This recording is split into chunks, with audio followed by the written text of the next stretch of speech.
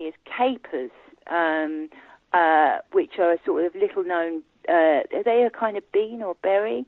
But in terms of vegetables, it's the brassica vegetables such as broccoli, kale, and these are the ones you can sprout too. So that's why cress, because cress is a brassica vegetable, sprouted broccoli, they've all got quite high amounts of plant progesterone in them.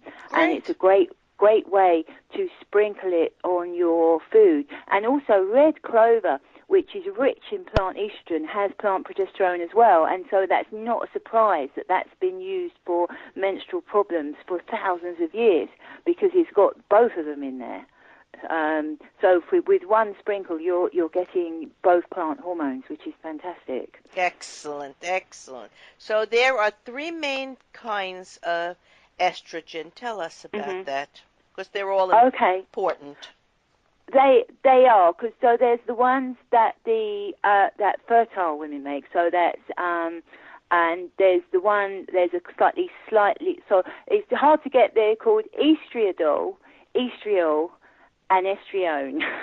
Yes. But you don't have to remember all of that. So there is what's exciting to know is there's a special older lady estrogen, and that's estriol. Okay, and estriol is very, very mild estrogen. That's very good for hair and skin and vaginas. And strangely, the other people who make it are pregnant women. And they think that pregnant women start producing estriol because it protects the fetus from strong estrogens. And that is why pregnant women start glowing, because they're getting this wonderful, healthy form of estrogen. And it's made by the liver. So once we're postmenopausal, ovaries make testosterone, fat cells convert the testosterone to estrogen, and then the liver creates it to estriol. So you can see there is a whole natural process going on there. And as long as you've got all the right vitamins and minerals, this will all just happen naturally for you. And this is what sort of hasn't been happening for some Western women. And plant hormones play a role here, because if you haven't got enough estrogen, it will top you up. And if you've got too much, it will calm you down. And so plant hormones are very balancing. You know, I don't want to miss talking to you about this, but you discussed scurvy in the 1800s, which was a nutritional problem, and how it was treated by the medical community. So tell us something about that. Well, the reason it was a kind of fluke. When I was doing the research about plant hormones, I found out that the Chinese used to grow mung beans, which are full of plant hormones, but also, strangely, full of vitamin C, and take it on ships to cure scurvy. And that when the Western sailors were having, I think it was a couple of 100 years, we had terrible, terrible problems with scurvy, and millions, I don't know if millions, but thousands of sailors died. The Chinese didn't have this problem because of sprouted mung beans.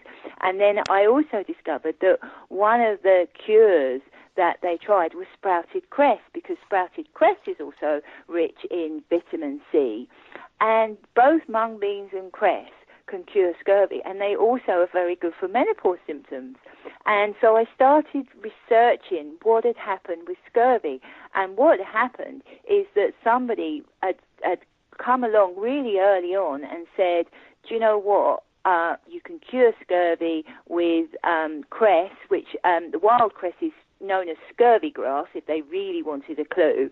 And the medical establishment just said no, and were trying all these ridiculous cures. Some of them were, to make money, which is really sad, because sailors were dying because they just wouldn't listen. And these people who were making these pronouncements had never even been on a ship. And it was apparently well known by many ship's doctors that you could cure scurvy with vegetables, because basically they would get into ports. The sailors that were very ill would come off and be crawling round the grasses and just stuffing greens into their mouths. And within a few days they'd be cured. Yeah. Well, also, you mentioned how menopausal women were accused of being depressed, of being afraid of aging, or they were just so spoiled that they had nothing better to do than make up their symptoms. And so HRT was invented, and big money was involved, and menopause officially became a disease.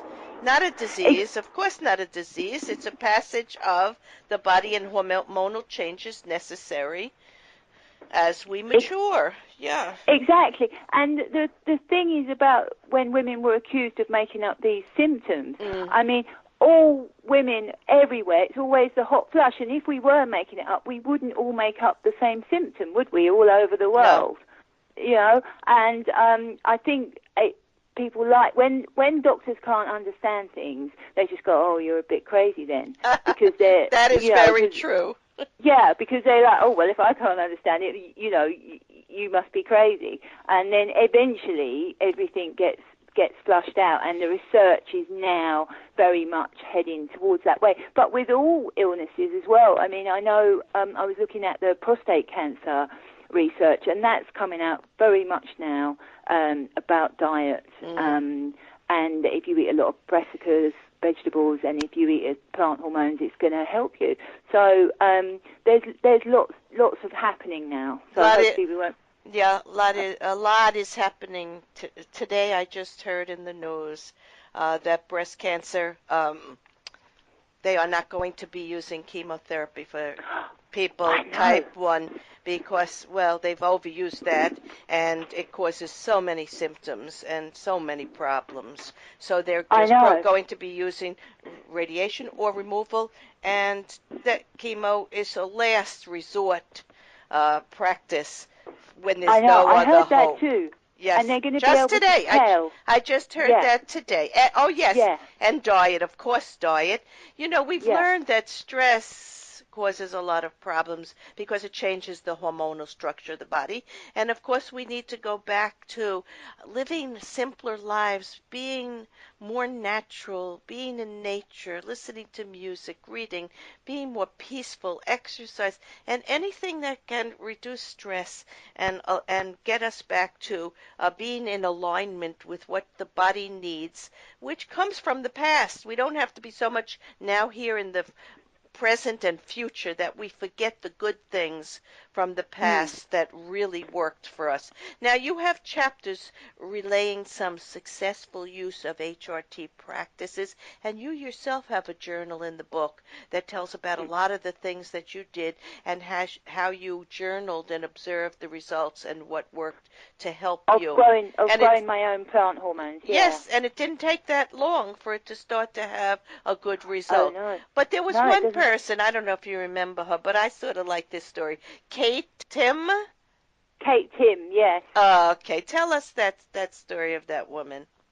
Well, she was only 45, so she wasn't even menopausal yet. She's a friend of mine, and she just said she had horrendous night sweats, and she was terribly just angry.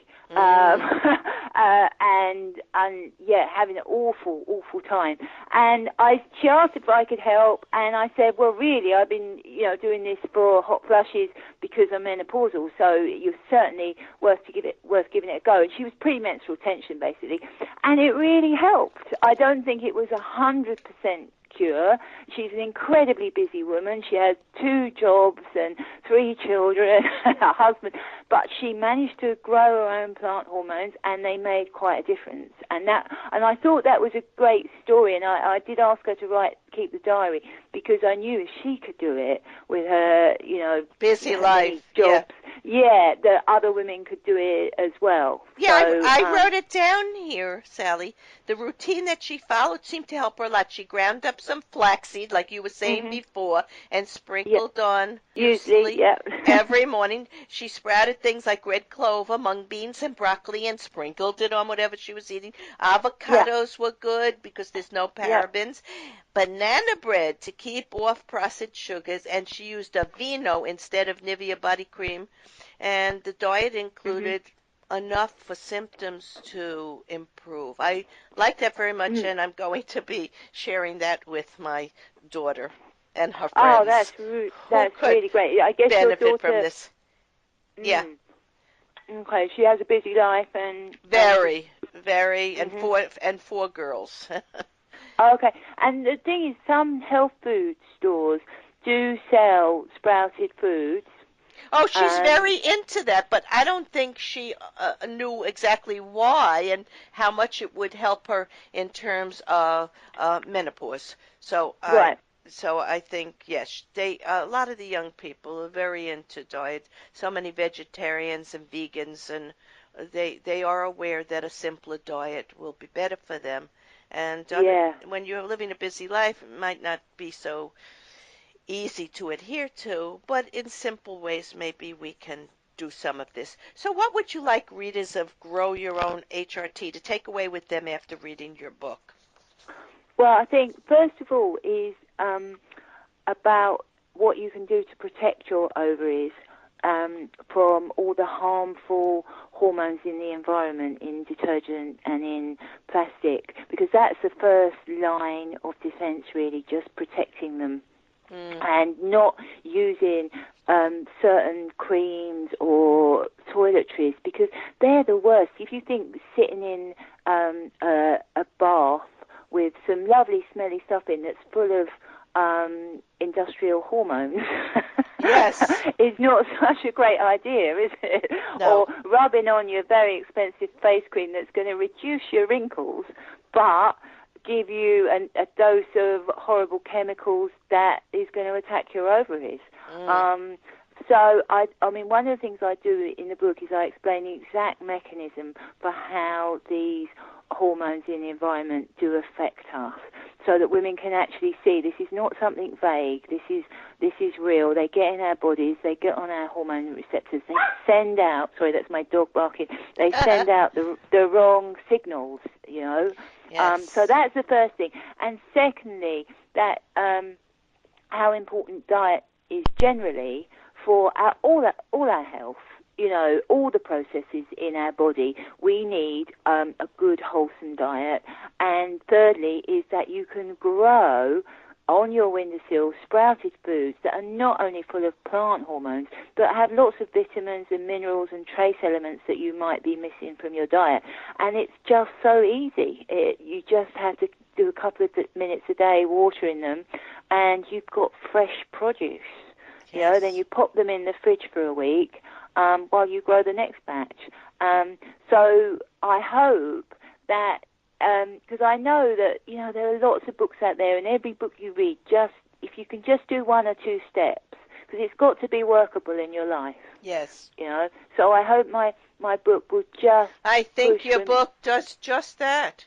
It makes it clear, and it shows you how to begin, and I'm very happy that I read it and could share it with people who will benefit from it. So I want to thank you, Sally J. Duffell, for your expertise in an area that is attempting to offer natural solutions for many of the complex health issues that modern-day women are dealing with, and also for changing thoughts on the issues surrounding menopause. To read more about this topic and to purchase the book, go to growyourownhrt.com. In summarizing today's episode of Healing from Within, we have seen that by understanding that the body is a complex mechanism of biologic, hormonal, and energetic influences, and that often a return to the simple dietary routines of the past, using alternative methods known before Western medicine concluded that disease can only be cured or managed by drugs or surgery, might just move us past the many illnesses that have developed as a result of the industrial age. We might remember how scurvy was handled by people like James Lind in 1753 when he promoted his lemon cure. He also discussed sprouting mustard and cresses so that ships' companies could grow their own salad cress aboard ships and keep their sailors from developing scurvy. Sprouting is a part of a long European food culture, and it's helped keep us healthy for generations.